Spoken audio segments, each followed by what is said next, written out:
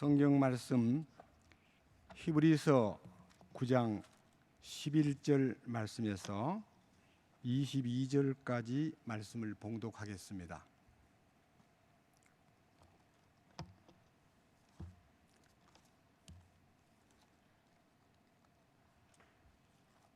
히브리서 9장 11절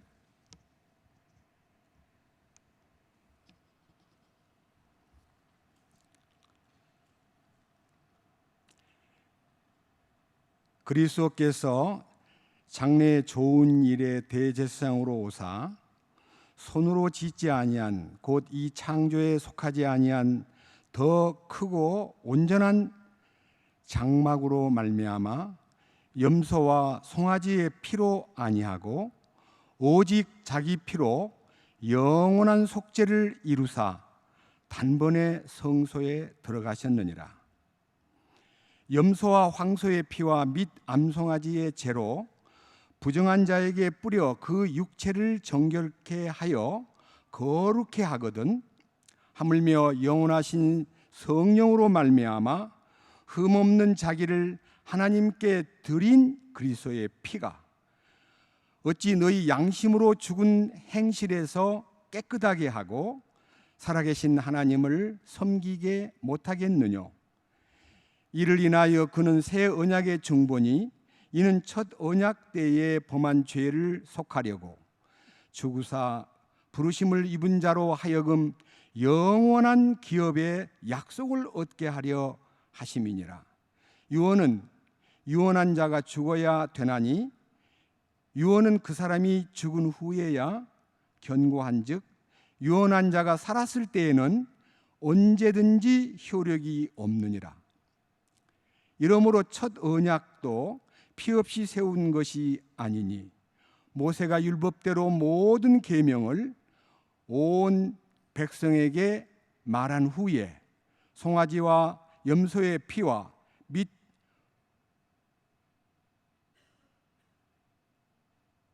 물과 붉은 양털과 우슬초를 취하여 그 책과 온 백성에게 뿌려 이르되 이는 하나님의 너희에게 명하신 언약의 피라 하고 또한 이와 같이 피로써 장막에 섬기는 일에 쓰는 모든 그릇에 뿌렸느니라.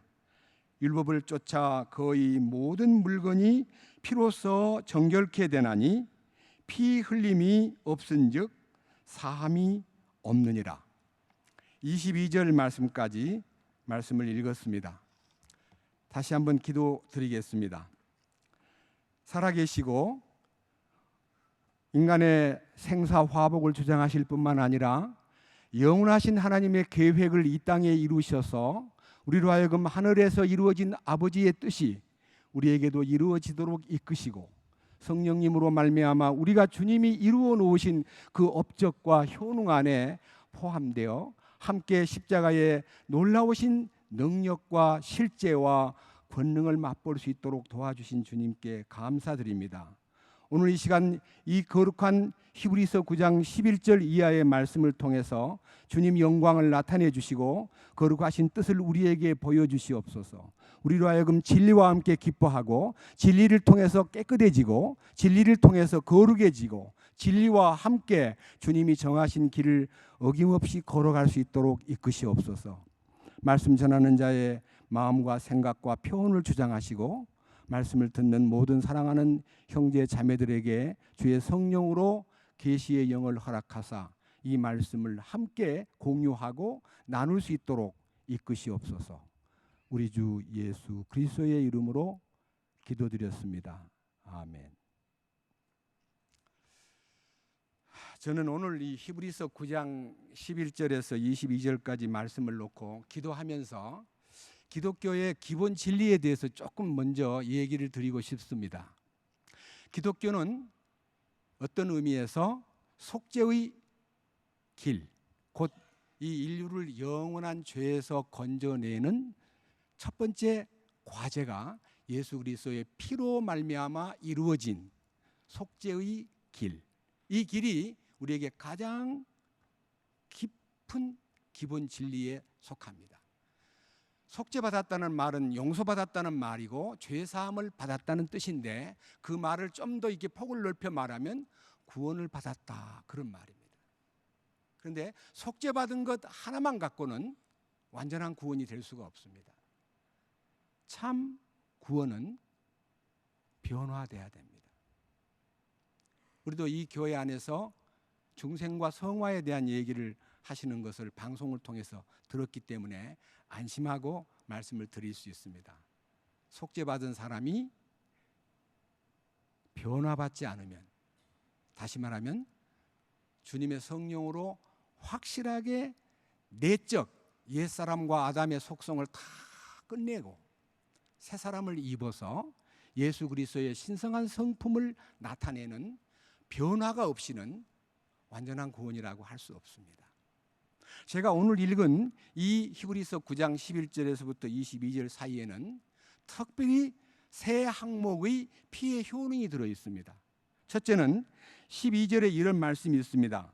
염소와 송아지의 피로 아니하고 오직 자기 피로 영원한 속죄를 이루사. 이 영원한 속죄는 기독교의 기본 진리의 첫 항목입니다. 놀랍습니다. 그런데 예수님의 피에 대한 그 은혜를 사람들이 논할 때에 너무 이 영원한 속죄에 대해서 비중이 크다 보니까 나머지 뒤따르고 있는 또 다른 피의 효능과 능력을 망각한 채 속죄받은 사람으로 살되 불완전한 구원을 생활 속에서 삶이 거룩한 삶이 나타나고 언어가 바뀌고 생각이 바뀌고 삶의 행동이 바뀌는 놀라운 변화가 없이 너무나 허우적이고 살던, 저도 개인적으로는 30년이 넘도록 죄사함 받은 죄인으로 살았습니다. 그런데 여기 두 번째 말씀 가운데 히브리서 9장 14절에 하물며 영원하신 성령으로 말미암아 흠없는 자신을 하나님께 드린 그리스도의 피가 어찌 너희 양심으로 죽은 행실에서 깨끗하게 하고, 양심으로 죽은 행실을 깨끗하게 한다. 그러니까 무슨 소리야? 양심으로 죽은 행실? 죽은 행실을 깨끗하게 한단 말이 뭐야? 이렇게 이제 이 성경을 읽을 때 조금 난해함을 느낍니다. 그리스도의 피가 너희 양심으로 죽은 행실에서 너희를 깨끗하게 한다? 이게 무슨 뜻이지? 고민하게 됩니다. 근데 제가 오늘요 흠정역 성경을 가져왔습니다. 개역 성경하고 조금 비교가 될까 싶어서 한번 이 지금 읽은 절수를 읽어볼 테니까 귀를 기울여 들어보십시오. 히브리서 9장 14절입니다. 하물며 영원하신 성령을 통해 자신을 점 없이 하나님께 드린 그리스도의 피는 죽은 행위로부터 너희 양심을 얼마나 더 많이 깨끗하게 하여, 양심을 깨끗하게 하여라고 딱 나옵니다. 양심은 두 가지 양심이 있습니다.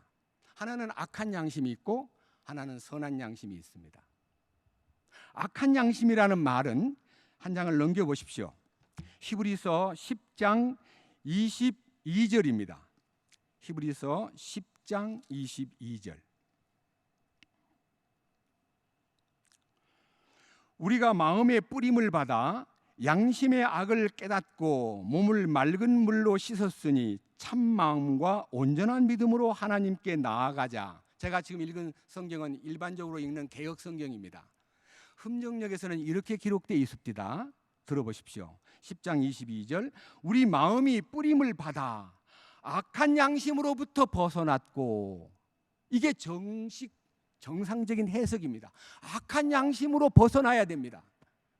우리 모든 인간들은 전부 다 악한 양심 속에 살고 있습니다. 사탄이 양심을 컨트롤하고 있기 때문에 악한 양심으로부터 살고 있습니다. 이 악한 양심으로부터 벗어나게 하는 것이 변화의 첫 번째 요소입니다. 제가요 성경을 읽다가 오늘 새벽에 이런 축복된 사실을 발견했습니다. 인간이 갖고 있는 이 양심의 촉이 있습니다. 양심의 촉. 여러분, 촉이라는 것은요, 센스를 얘기하는데, 센스, 그 중에서 센서를 얘기하는데, 제가 이 촉이라는 것을 표준어 국어 대백과사전에서 촉이라는 말은 뿔각자 옆에다가 독립할 때 쓰는 독자, 벌레 충자를 쓴 것이 촉자입니다. 촉, 주관과 객관의 접촉 감각으로 뿌리와 대상과 지식이 서로 접촉되면서 생기는 정신작용. 이 말은요, 이 인간의 혼의 기능 가운데 촉은 생각입니다. 무슨 문제가 생기면 생각이 막 돕니다. 그 생각이 촉인데, 오늘은 혼의 작용을 하는 생각에 대한 얘기는 내려놓고요, 영의 촉은 양심입니다. 영의 촉. 영의 촉이라는 말은요, 하나님이 우리의 영을 죄와 허물로 인해서 죽었던 영, 너희의 허물과 죄로 죽었던 너희를 살리셨도다라고 말씀하신 영이 살아날 때 양심이 시작됩니다. 선한 양심이. 이 선한 양심은 베드로전서 3장 21절에 침례를 통해서 우리가 선한 양심이 하나님을 향하여 찾아간다는 말로 표현되어 있는데, 찾아간다는 말은 해석이 조금 부족합니다. 선한 양심이 하나님을 향하여 앤서한다, 응답한다 그랬습니다. 이 선한 양심이 하나님의 영의 기능의 센서가 아주 강하게 작동됨으로써 그분의 음성에 귀 기울이면서 이 양심이 작동되는 촉이 하나님께 향하는 선한 양심을 따라 살도록 이끄는 것이 변화의 기초다, 그 말입니다. 그러니까 예수 그리스도의 피는 죄만 깨끗게 하는 것이 아니라 양심을 살려내서 선한 양심이 되게 하고, 선한 양심 속에 있는 촉이, 양심의 기능이 하나님께서 명하신 명령에 민감하게 반응하고 응답하는, 예라고 대답하는 기능이 양심이다, 이 말입니다. 우리 부부 사이에도요, 여자는 참 촉이 예민합니다. 그 말은요, 대단한 센서를 갖고 있다, 그런 뜻입니다. 그러니까요, 예수의 피로 죄를 깨끗게 하는 것만 아니라 양심을 깨끗게 하는데, 그 양심이 맑아지면 하나님의 이 영성이 풍성해지기 시작하고 변화된 인격을 나타내기 시작합니다. 이 문제를요, 너무 길게 다루지는 않고 이제 세 번째 얘기를 하겠습니다. 세 번째, 성경을 보겠습니다. 레위기 17장입니다. 구약 성경 레위기 17장.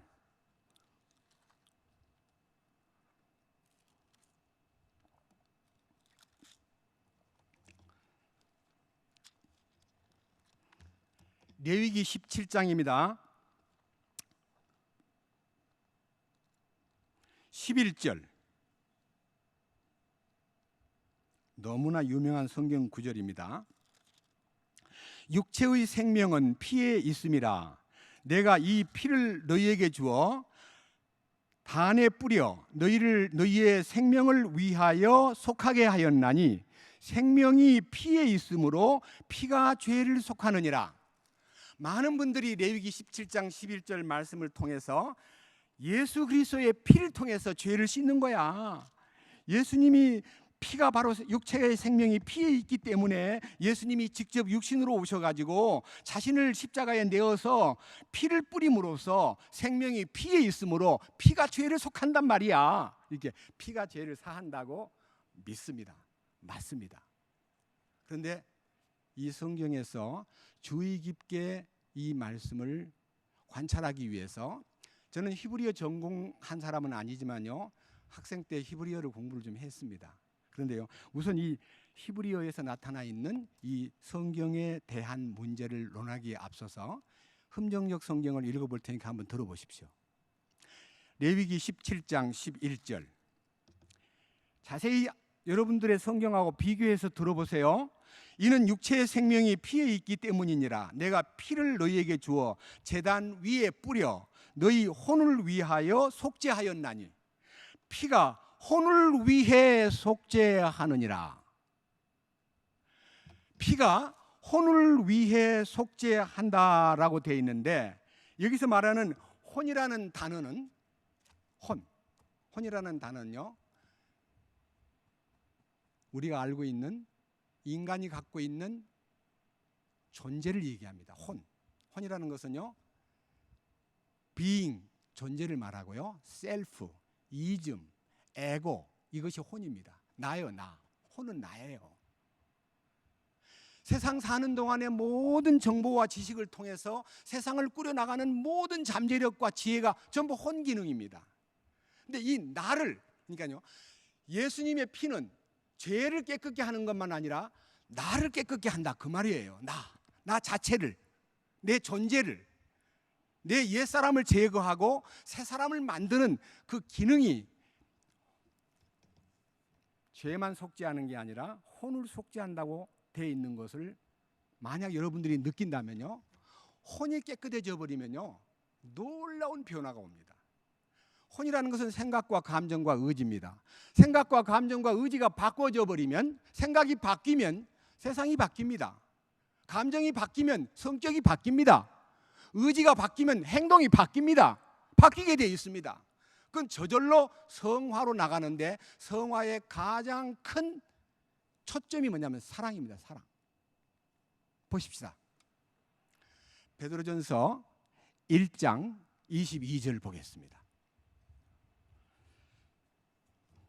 신약성경 베드로전서 1장 22절. 저는 이 성경을요, 30년 동안 이 베드로전서 1장 22절을 안고 고민하던 성경이기 때문에 너무나 제 마음속에서 크게 기억에 이제 이렇게 기록된 그런 성경입니다. 베드로전서 1장 22절. 너희가 진리를 순종함으로 너희 영혼을 깨끗하게 하여 거짓이 없이 형제를 사랑하기에 이르렀으니 마음으로 뜨겁게 피차 사랑하라. 저는 이 성경을 구원받은 이후에 행동으로 옮기기 위해서, 왜 내가 영혼을 깨끗하게 했는데 사랑이 없지? 왜 뜨거운 사랑이 나타나지 않지? 나는 진리를 순종한다고 하는데 왜 이렇게 사랑이 안 되지? 하는 고민을요, 30년 동안 했단 말입니다. 너무너무 고민을 해가지고, 주님, 왜 진리를 순종하기는 하는데 사랑이 안 나옵니까? 영혼은 깨끗하게 됐다고 믿고 있는데. 그걸 제가요, 영혼을 깨끗하게 하여라는 단어 속에 갇혀 있었기 때문에 몰랐던 거예요. 흠정역 성경을 보겠습니다. 1장 22절. 두 가지가 다릅니다. 두 가지 다른 거를 여러분들이 포착하셔야 됩니다.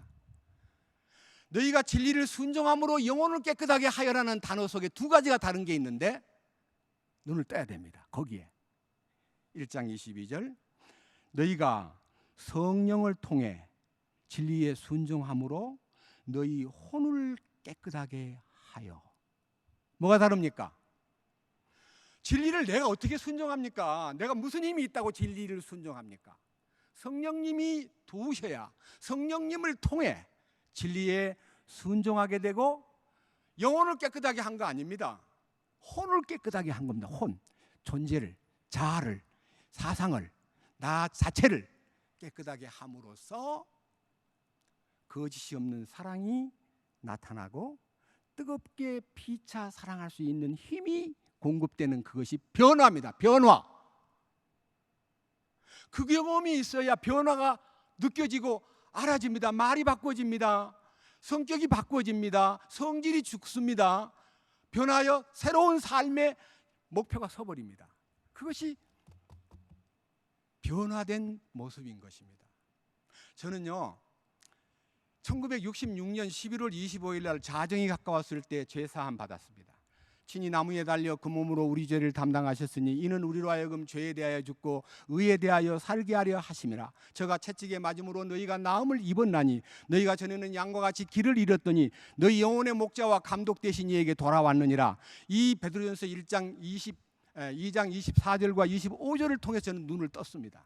그런데 그것이 제 마음속에서 죄에 대해서 죽고 의에 대해서 사는 것이 잘 안 되었습니다. 나의 영혼의 목자와 감독이라는 그 주님에게 대해서 나는 주님의 감독과 목자의 인도를 받는 게 아니라 자꾸 사람을 따라가고 있었습니다. 사람 눈치 보고 살았습니다. 이게 보통 일이 아닙니다. 주님 그분을 향하는 마음, 그분의 통치와 그분의 놀라운 왕대심 안에 살지 않고 자꾸 사람을 섬기는 생활을 했습니다. 또 나도 섬김 받고 싶은 마음으로 군림하려고 했습니다. 이 진리 말씀을 이용해 가지고 사람들한테 대우받으려고, 사람들한테 존경받으려고, 사람들에게 인정받으려고 은근히 나를 나타내고자 하는 노력을 해왔습니다. 그건 가증한 위선자였습니다. 그런데 어느 날 십자가의 비밀을 알게 되었습니다. 십자가의 두 방면, 하나는 나를 위해서 대신 죽으신 예수님, 나 위에 피 흘리신 예수님을 믿으면 죄가 깨끗해집니다. 그러나 십자가에 나도 주님과 함께 연합해서 죽으면 내 인생이 바뀝니다. 나는 죽고 주님이 사십니다. 이제는 내가 사는 것이 아니요 내 안에 그리스도가 산다고 하는 이 엄청난 신비가, 내 안에 주인이 바뀌면, 내 안에 왕으로 오신 주님이 나를 지배하면 나는 변하여 새 사람 되는 거예요. 놀라운 비밀을 알고 난 후에 아하, 그래서 성령을 통해 진리에 순종한다는 것이 내가 진리에 순종할 수 있는 게 아니라 성령님이 오셔서 나의 옛사람을 제거하고 주님의 생명을 불어넣음으로써 내가 비로소 살아있는 혼이 되었구나, 리빙 소울이 되었구나, 그걸 알게 된 거예요. 이사야 38장 17절을 봅시다. 놀라운 얘기입니다. 이사야 38장 17절.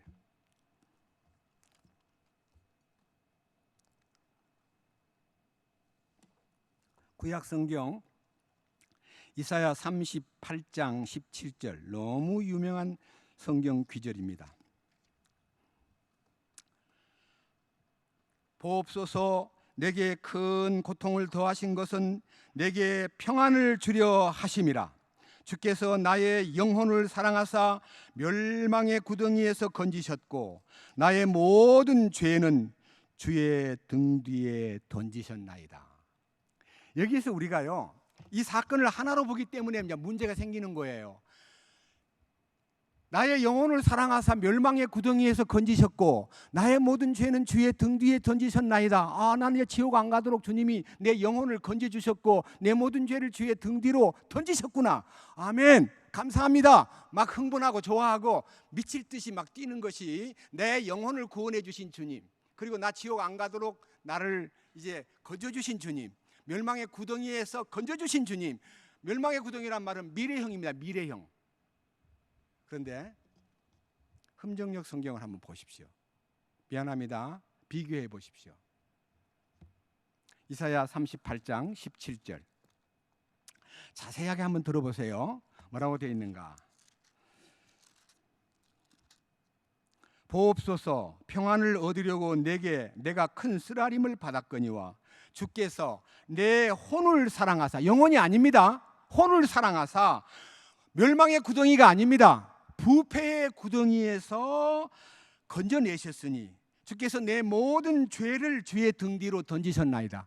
죄를 등 뒤로 던졌다는 것은 속죄를 얘기하는 거고요. 이 혼을 부패의 구덩이에서 건졌다는 말은 우리 인간은 만물보다 거짓되고 부패한 존재입니다. 부패를 먹고 살아요. 부패한 생각, 부패한 말, 부패한 사상, 부패한 이 모든 행동들이 우리를 부패를 만들어. 세상이 얼마나 지금 부패합니까? 다 부패 덩어리입니다. 그 세상이 부패로 꽉 차 있는 이 부패 덩어리 구덩이 속에서 나를 건져내는 것은 미래형이 아닙니다. 현재형입니다. 현재. 우리가 부패의 구덩이에서 나와야 부패하고 결별하고 부패한 정욕에 빠지지 않고 신성한 생명을 따라 주님을 나타내는 사람이 될 수 있는 것이 성화요 변화된 모습인 것입니다.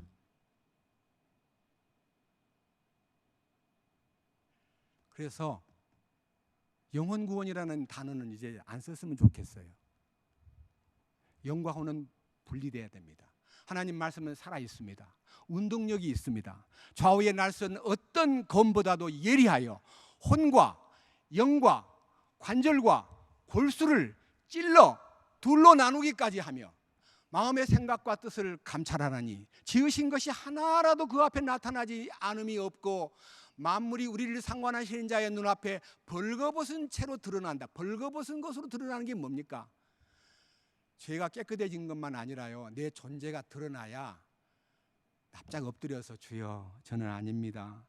저는 부패 덩어리입니다. 저는 가증한 존재입니다. 저는 연약합니다. 저는 정말 부끄러운 교만 덩어리입니다.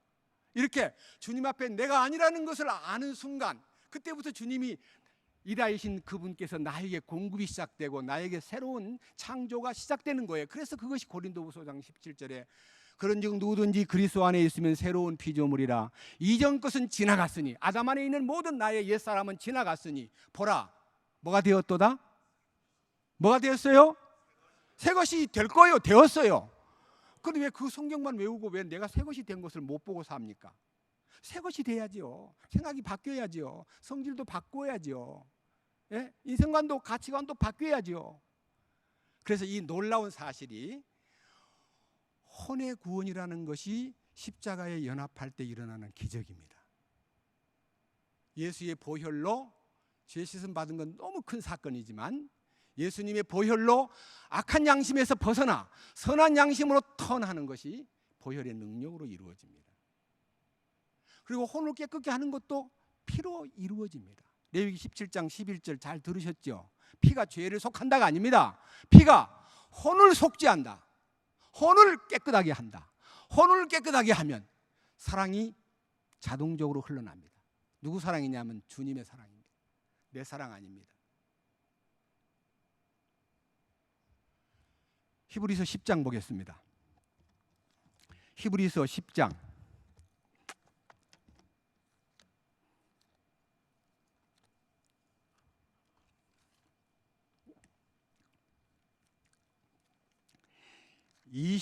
10장 19절부터 읽겠습니다.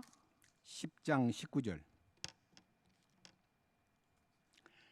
그러므로 형제들아 우리가 예수의 피를 힘입어 성소에 들어갈 담력을 얻었나니 그 길은 우리를 위하여 휘장 가운데로 열어놓으신 새롭고 산 길이요 휘장은 곧 저의 육체니라.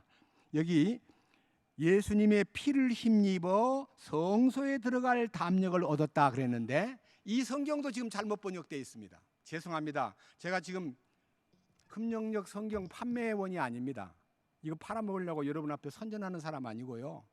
성경을 제대로 알면 큰 축복을 받습니다. 들어보십시오. 뭐가 다른가? 히브리서 10장 19절 다시 흠정역으로 봅니다. 뭐라고 되어 있는가를 한번 관찰해 보십시오. 자, 제가 읽습니다. 그러므로 형제들아 우리가 예수님의 피를 힘입어 새롭고 살아있는 길로 지성소에 들어갈 담대함을 얻었는데 뭐가 달라요? 성소가 아닙니다. 지성소입니다. 지성소. 지성소가 어디예요? 거룩함 가운데서 가장 거룩함. 그 거룩함이 어디예요? 예수 그리스도 안에 들어가는 겁니다. 거룩함 안으로 들어가면 거룩해집니다. 거룩함을 접촉만 해도 거룩해집니다. 주님의 옷감만 만져도 병이 나아버립니다. 주님이 나를 만지면 눈을 뜹니다. 주님이 나를 만지는 순간에 문둥병이 사라져버립니다. 주님에게 접촉만 하면 거룩해지듯이 지성소에 들어만 가면 거룩해집니다. 그렇게 해서 거룩을 덧입는 거지 노력해서 거룩해지는 거 아닙니다. 이 죄덩어리가 얼마만큼 노력해야 거룩해집니까? 이 흙으로 만든 존재가 어떻게 금이 됩니까?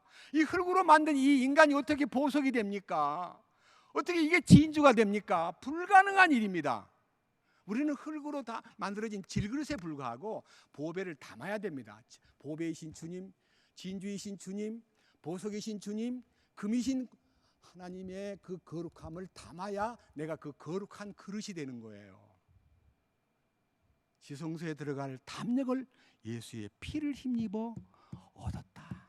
성소가 아닙니다. 성소는요 떡상이 있고 촛대가 있고 분향단이 있는 곳입니다. 지성소는 하나님의 법궤가 들어있고 놀랍게도 은혜의 그 궁율의 자리가 놓여 있고 그룹 천사가 마주 얼굴을 대하고 있고 하나님의 법궤가 들어있고 법궤 안에는 십계명 돌판 2개가 들어있고 저기 십계명 여기 있잖아요. 십계명 돌판 2개가 들어있고 그 십계명 돌판 곁에는 아론의 쌍난 지팡이가 들어있고 만나를 담은 금 항아리가 들어있는 것이 지성소에 들어있는 비치물인데 그 전부가 다 주님을 상징합니다. 궁율의 자리가 뭡니까? 우리를 불쌍히 여기는 장소, 주님과 만나는 장소입니다. 궁율의 자리에서 주님과 만남이 이루어지고 대화가 이루어진다고 출애굽기 25장에 기록되어 있습니다.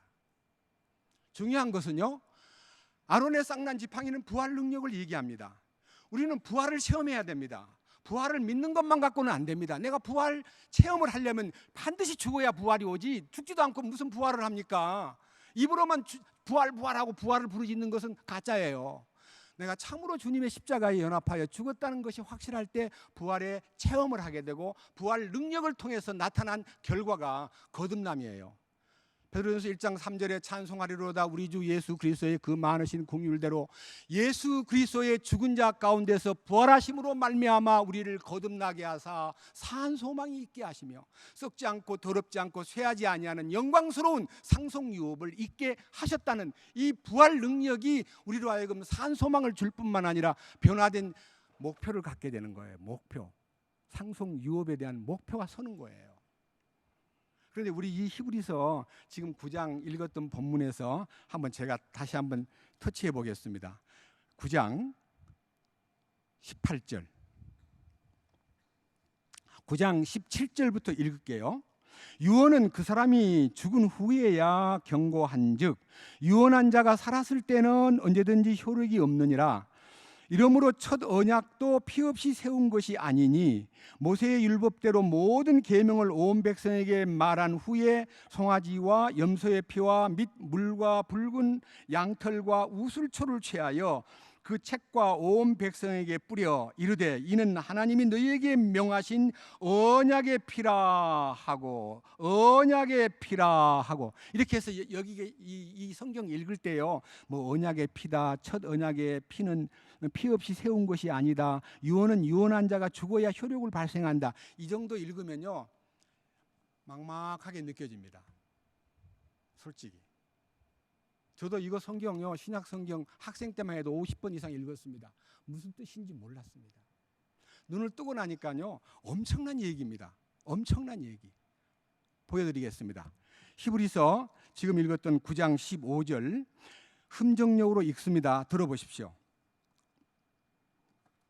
이런 까닭에 그분께서는 새 상속 언약의 중재자이시니 이것은 첫 상속 언약 아래 있던 범법들을 구속하시려고 죽으심으로써 부르심을 받은 자들이 영원한 상속 유업의 약속을 받게 하려 하심이라. 상속 언약이 있는 곳에는 또한 반드시 상속 언약한 자의 죽음이 필히 있어야 하나니 상속 언약은 사람들이 죽은 뒤에라야 효력이 있고 상속 언약하는 자가 살아있는 동안에는 아무 힘이 없느니라. 이러므로 첫 상속 언약도 피 없이 봉헌되지 아니하였나니 20절 이르되 이것은 하나님께서 너희에게 명하신 상속 언약의 피라.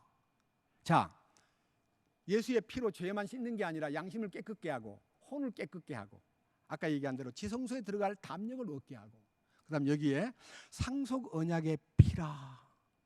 무슨 말일까요? 상속에 대한 보증으로 피가 뒷받침하고 있다는 거예요. 이런 얘기를요 좀 더 친근하게 이해하려면요 우리 주님이 우리들에게 최후의 만찬 석상에서 이 피는 이 잔을 마셔라, 이 잔은 내 피로 세운 상속 언약의 피다 라고 말씀하신 마태복음 26장 28절에 주의해야 됩니다. 이 피는 상속 언약의 피라. 상속 언약이 뭘까요? 근데 우리 성경에는, 이 개혁 성경에는 전부 다 기업이라 해요. 기업. 기업이라고. 그러니까 우리가 읽을 때 기업, 뭐 기업체를 준다는 거야? 뭐야? 뭔 말인지 몰라요.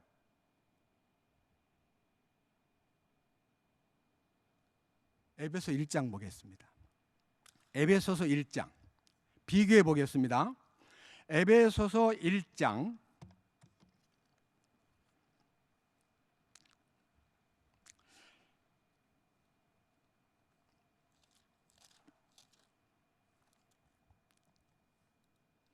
자세하게 들어보십시오. 에베소서 1장 11절입니다. 11절 모든 일을 그 마음의 원대로 역사하시는 자의 뜻을 따라 우리가 예정을 입어 그 안에서 기업이 되었으니, 이 말을 읽을 때 예정하신 역사에 따라 우리가 예정을 입어 그 안에서 기업이 되었다. 기업이 되었다는 이 말을 읽을 때는요, 우리에게 쉽게 말하면 예민한 반응이 안 나와요. 흠정력 읽어볼게요. 11절. 모든 것을 자신이 뜻하신 계획대로 이루시는 분의 목적에 따라 우리가 예정되어 또한 그분 안에서 상속유업을 얻었으니. 그러면 실감이 나는 거예요. 상속유업을 얻었다? 이 상속유업에 대해서 눈을 뜨면요, 신앙생활이 역동적으로 변화가 옵니다. 가만히 있을 수가 없습니다. 밑에 보십시오. 14절. 에베소서 1장 14절. 이는 우리의 기업의 보증이 되사 그 얻으신 것을 구속하시고 그의 영광을 찬미하게 하려 하심이라. 우리의 기업의 보증이 되사 그러면요, 여기도 기업의 보증이라는 말이 나중에 무슨 사업체를 준다는 뜻이냐, 아니면 이거 기업이라는 게 뭐지? 아리송합니다. 그런데 여기 14절 다시 봅니다. 이 영께서는 값주고 사신 그 소유물이 구속받을 때까지 우리의 상속유업의 보증이 되사 그분의 영광을 찬양하게 하시느니라. 상속유업의 보증이라는 것은요, 이스라엘 민족에게 약속한 가나안 땅입니다. 상속유업. 두 번째, 우리에게 약속한 성령 충만입니다. 우리에게 약속한 그리스도입니다. 그리스도. 상속유업의 대상은 그리스도입니다. 자, 로마서 8장 17절에 우리가 그와 함께 영광을 받기 위하여 그와 함께 고난도 받는다 하는 것이, 아들이면 후사 곧 하나님의 후사요 그리스도와 함께한 후사니 우리가 그와 함께 영광을 받기 위하여 고난도 함께 받아야 된다고 하는 말씀. 후사 그럴 때는 후사가 뭐야? 후사 우리나라 용어가 아닙니다. 중국말입니다. 후사. 제가 로마서 8장 17절을 개역 성경이 아닌 흠정역으로 읽어보겠습니다. 자녀이면 상속자 곧 하나님의 상속자요 그리스도와 함께하는 공동 상속자니라. 그리스도와 함께하는 공동 상속자니라. 우리 주님은 외아들입니다. 우리 주님이 하나님의 독생자입니다. 근데 그분이 오셔가지고 십자가에 죽고 부활하심으로 하늘의 미랄이 땅에 떨어져 죽지 아니하면 하늘 그대로 있고 죽으면 많은 열매를 맺느니라는 말씀처럼 하늘의 미랄로 오신 그분이 죽고 부활하심으로 많은 아들들, 하나님 아들들을 탄생했고 우리 주님은 우리의 형님이 되어버렸습니다. 맏아들. 근데 그 맏아들이신 주님이 상속자인데 그 상속권을 혼자만 독식하지 않고 우리에게 다 공동 상속자로 정해가지고 나눠준다는 거예요. 나와 창세로부터 너희를 위하여 예비된 영영한 왕국을 상속하라. 내 아버지의 즐거움에 참여하라. 우리들에게 당신의 상속권을 다 분배해주는 좋은 형님으로, 좋은 장자로 예수님이 우리를 다 그 상속권 안에 공동 상속자로 결정을 했다는 것에 대해서 눈을 뜨면요, 신바람이 나는 거 아닙니까? 저는 가난한 집에서 태어났기 때문에 우리 아버지한테 집 한 칸도 상속받지 못한 채 제가 참 홀로 이 세상을 살았는데요. 제가 아는 친구들 가운데요, 형제간이 많은데 아버지가 너무너무 부자예요. 종로에도 빌딩이 있고 뭐 강남에도 빌딩이 있고 어디가 뭐가 있고 땅도 있고 뭐 하는데요, 얘들이 막 좋은 거 차지하려고 눈이 뻘게 가지고 아버지 저한테는 뭘 주실래요? 그러니까 항상 아버지의 건강과 아버지의 그 안위를 구하는 게 아니라 빨리 돌아가셔야만 그걸 차지할 텐데 하는 못된 아들들도 있고, 그것을 좋은 것을 차지하려고 막 서로를 막 쳐다보면서 실랑이를 벌리는 모습들을 저는 보았습니다. 우리는 그렇게 할 필요가 없어요. 우리 주님 너무 좋으신 분이라요, 상속권을 혼자만 다 독식하지 않고 동생들한테 다 나눠주는데, 나눠주는 방법은 딱 한 가지. 착하고 충성된 종아, 네가 지극히 적은 일에 충성하였으니 상속권을 분배해 줍니다. 우리는 그분이 우리의 상속의 보증으로 성령을 주셨고, 이 상속에 대해서 눈을 뜨면 에베소 1장 18절을 봅니다. 자, 무슨 일이 일어나는가 봅시다. 에베소서 1장 18절 17절 말씀부터 읽겠습니다. 우리 주 예수 그리스도의 하나님 영광의 아버지께서 지혜와 계시의 영을 너희에게 주사 하나님을 알게 하시고 너희 마음의 눈을 밝히사 그의 부르심의 소망이 무엇이며 성도 안에서 그 기업의 영광의 풍성이 무엇이며. 기업의 영광이라 그랬는데 아까 제가 이 기업이라는 말은요 부자 된다 그런 뜻이 아니고 여기에 기업의 영광은 자 자세히 들어보세요. 우리 주 예수 그리스도의 하나님 곧 영광의 아버지께서 지혜와 계시의 영을 너희에게 주사 그분을 알게 하시고 너희의 지각의 눈을 밝히사 그분의 부르심의 소망이 무엇이며 성도들 안에 있는 그분의 상속 유업의 영광이 얼마나 풍성하며 상속 유업의 영광이 얼마나 풍성한가를 깨닫게 되면요 거기에 눈을 뜨게 되면요 역동적인 신앙으로 바뀝니다. 가만히 있을 수가 없습니다. 찬송이 절로 흘러나옵니다. 감사가 넘칩니다. 형제 사랑에 대해서 인색하지 않습니다. 교회 생활에 게으르지 않습니다. 기도 생활에도 더욱더 박진감이 넘치는 뜨거운 기도가 시작됩니다. 왜? 밑에 보십시오. 19절. 그분의 강력한 권능의 활동에 따라 믿는 우리에게 베푸신 바 그분의 지극히 큰 영광, 권능이 어떤 것인지 너희가 알게 하시기를 구하노라. 여기에 강력한 권능의 활동이 주님 안에서 이 다이나믹하게 내 안에서 폭발하는 겁니다. 내 속에서 터지는 거예요. 다이나마이트가 터지듯이 터지는 거예요. 내 속에서. 그럼 나는 없어져 버리고 주님만 나타나는 거예요. 이게 상속유업의 비전이에요. 우리가요 변화의 새 사람 되는 것은 노력해가지고 성화되고 막 사람이 변하고 그런 거 아닙니다. 우리는 변할 수 어떻게 나무가 보석이 됩니까? 어떻게 나무가 금덩어리가 됩니까? 어떻게 흙이 변하여 금이 됩니까? 우리는 그릇일 뿐입니다. 연약한 질그릇. 거기에 주님을 담아야 되는 거예요. 주님을. 이 보배를 질그릇에 가졌기 때문에 이 능력이 내게 있지 않고 그분에게 있음을 알고 나면 어떠한 문제가 와도 주님 나는 아닙니다. 주님만 이다이신 분입니다. 하고 주님께 의뢰하게 되는 거예요. 이 놀라운 실제가 우리 가운데 체험이 되고 이 보혈의 능력이 우리 속에서 약동할 때 마지막 얘기 하나 하고 마칠까 합니다. 요한계시록 12장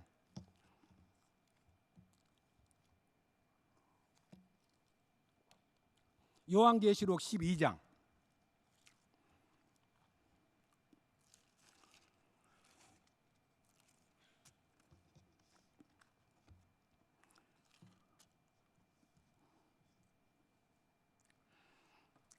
9절입니다. 요한계시록 12장 9절.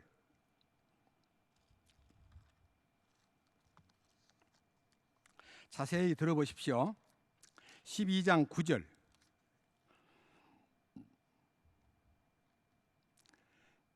큰 용이 내어 쫓기니 옛뱀 곧 마귀라고도 하고 사탄이라고도 하는 온 천하를 꿰는 자라.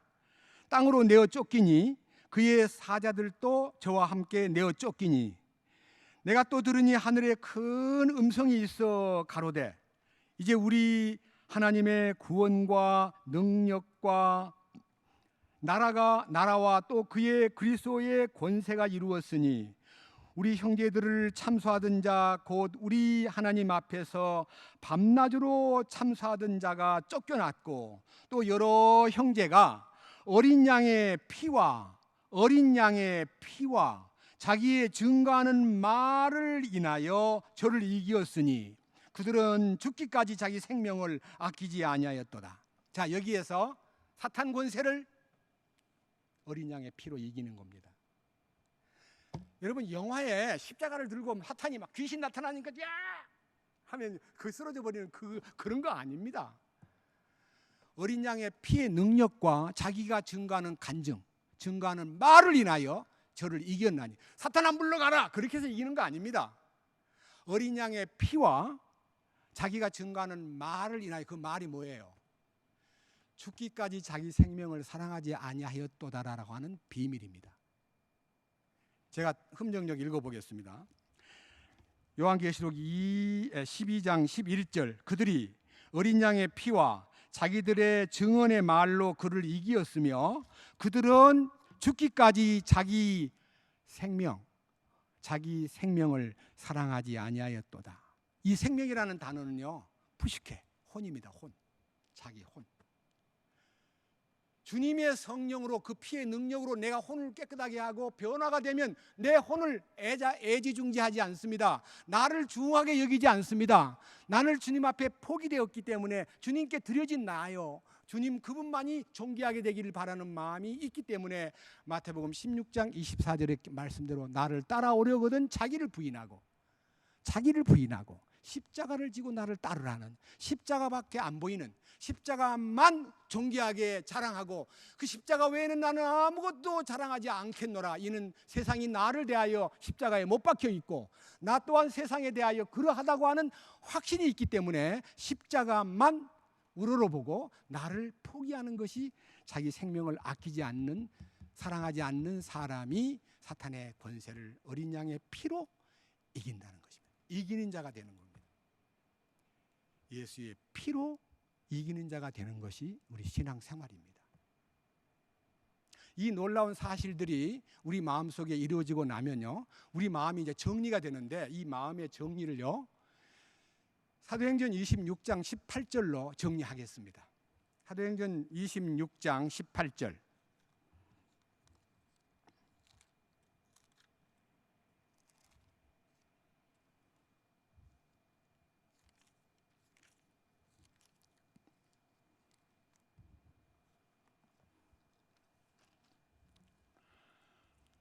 저희에게 보내어 그 눈을 뜨게 하여 어둠에서 빛으로 사탄의 권세에서 하나님께로 돌아가게 하고 죄사함과 나를 믿어 거룩해 된 무리 가운데서 기업을 얻게 하리라. 여기서도 이제 중요한 단계가 첫째 눈을 뜨는 것, 둘째 어둠에서 빛으로 옮기는 것, 셋째 사탄의 권세에서 하나님께로 돌아가는 것, 넷째 죄사함을 통해서 믿어 거룩해 된 무리, 거룩함을 체험하는 것, 마지막에 기업을 얻게 하리라. 이 기업이라는 단어는 고쳐야 됩니다.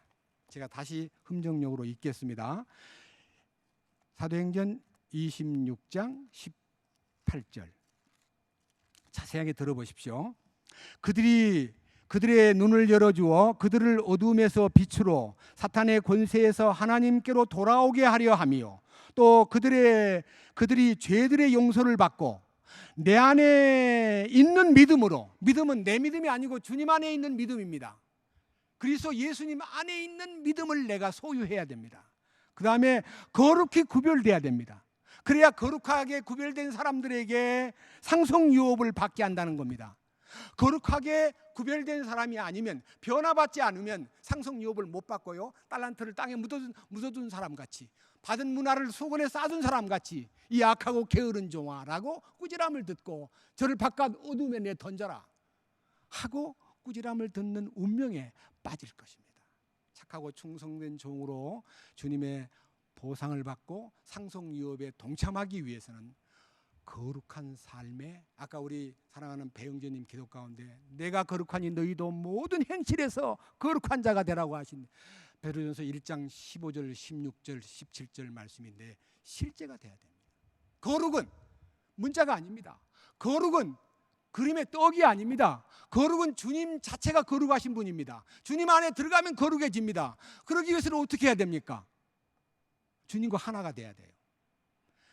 요한복음 17장 보고 마치겠습니다. 요한복음 17장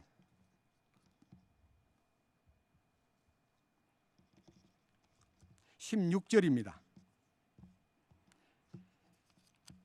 요한복음 17장 16절.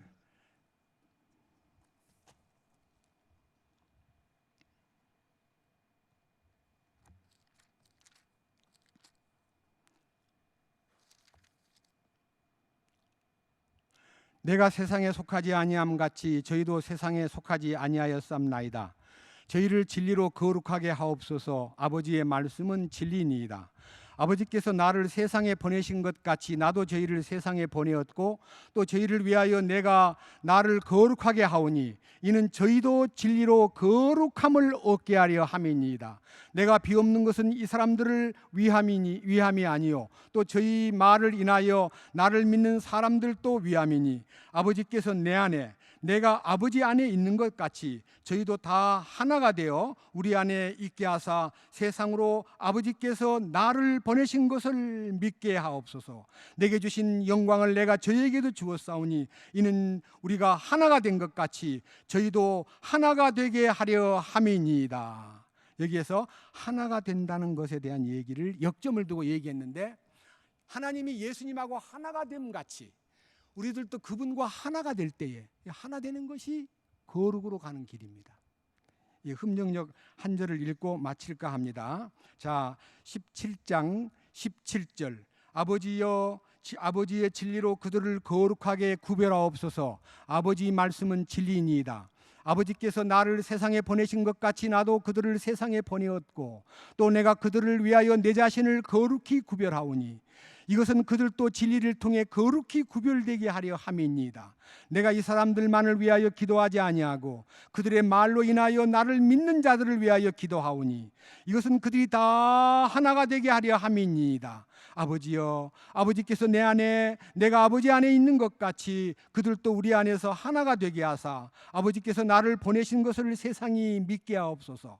아버지께서 내게 주신 영광을 내가 그들에게도 주었사오니 이것은 우리가 하나 된 것 같이 그들도 하나가 되게 하려 함이니이다. 내가 그들 안에 있고 아버지께서 내 안에 계시나니 이것은 그들이 하나 안에서 완전하게 하려 함이며 아버지께서 나를 보내신 것과 또 아버지께서 나를 사랑하신 것 같이 그들도 사랑하신 것을 세상이 알게 하려 함이니이다. 내가 아버지 안에서 하나가 되고 너희가 내 안에서 하나 됨으로써 완전해진다. 완전해지는 것은 주님의 뜻입니다.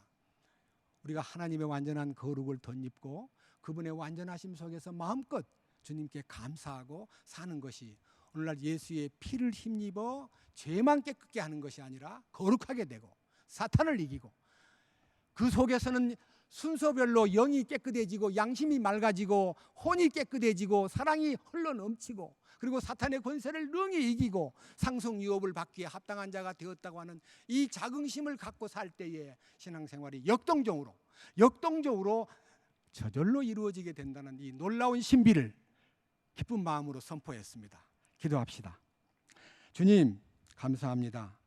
오늘 이 거룩한 말씀을 통해서 우리는 예수의 피가 죄를 깨끗게 하는 것만 아니라 우리의 영을 깨끗게 하고 우리의 양심을 깨끗하게 하고 악한 양심으로부터 벗어날 수 있게 해주시며 혼을 깨끗게 함으로써 형제를 뜨겁게 사랑할 수 있는 놀라운 사랑의 실제가 흐르도록 이끄시고 뿐만 아니라 우리로 하여금 주님이 주시는 그 거룩한 보혈의 능력으로 지성소에 들어가 주님의 거룩을 덧입고 변화된 인격으로 살아갈 수 있으며 그리고 상속유업에 대한 보장과 놀라우신 주님의 약속을 믿는 믿음 때문에 우리들이 저절로 감사와 찬양이 넘치는 삶이 시작되고 끝으로 우리로 하여금 이 보혈의 능력으로 사탄의 권세를 혁파하고 주님의 왕국을 세우는 일과 주님의 몸된 교회가 흥왕해지는 일을 위해서 죽도록 충성할 수 있는 힘을 주시는 주님께 진심으로 감사드립니다. 오늘 이 밤에 함께 이 말씀을 나눈 사랑하는 형제와 자매들이 보혈의 능력을 죄사함으로만 머물러 있지 않고 우리 자신들이 변화되고 거룩하게 되고 주님의 뜻을 따라 사탄 권세를 이기고 주님 주신 상속유업을 받기에 합당한 자로 훈련되게 하여 주시옵소서. 우리 주 예수 그리스도의 거룩하신 이름으로 기도드렸습니다. 아멘.